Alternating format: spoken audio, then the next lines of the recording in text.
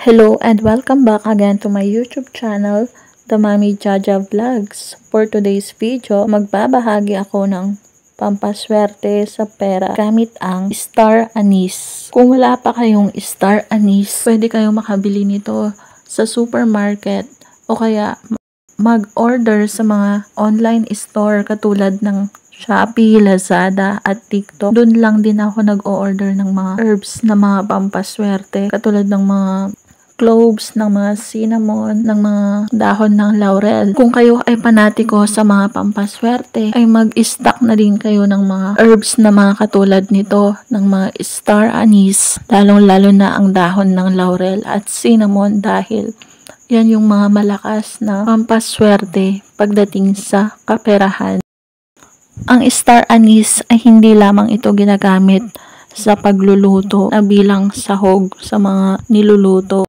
Madalas din itong ginagamit na pampaswerte sa pera at ginagamit din ito na pang-protection sa mga evil eye, sa mga negative energies, sa mga inggit at sa mga sumpa. Palagi lamang na magdala ng isang pirasong star anise sa inyong bag o pwede nyo din itong ilagay sa inyong wallet para mag-attract kayo ng mas marami pang pera. At pwede nyo din itong ilagay sa ilalim ng inyong unan bago kayo matulog para makaiwas kayo sa mga insomnia at sa mga bangungot. At kung hindi kayo makatulog ng maayos, maglagay lamang kayo ng isang star anise sa inyong unan, sa ilalim ng inyong unan.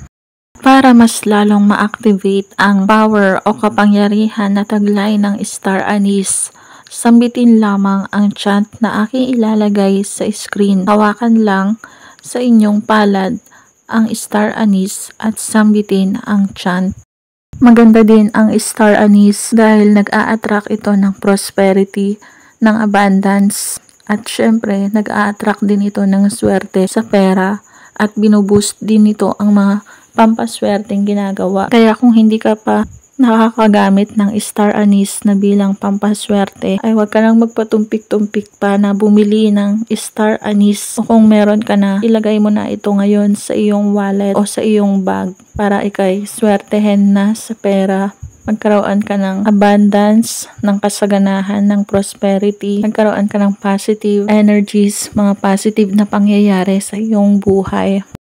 Pakakatandaan na ang mga pamamaraan na ito ay magiging gabay at pampaswerte lamang. Tanging ang ating pagsisipag, pagtsatsaga, pagdiskarte at pagtatrabaho at lalong-lalo na ang manalangin sa Poong May Kapal ang siyang makakatulong sa atin para tayo ay umunlad at magtagumpay sa buhay at matupad ang ating pangarap na yumaman. At yun lamang po ang bidyong ito. Kung nagustuhan ang bidyong ito, mag-like at mag-subscribe na para maging updated sa mga next video na i-upload tungkol sa mga pampaswerteng bagay-bagay.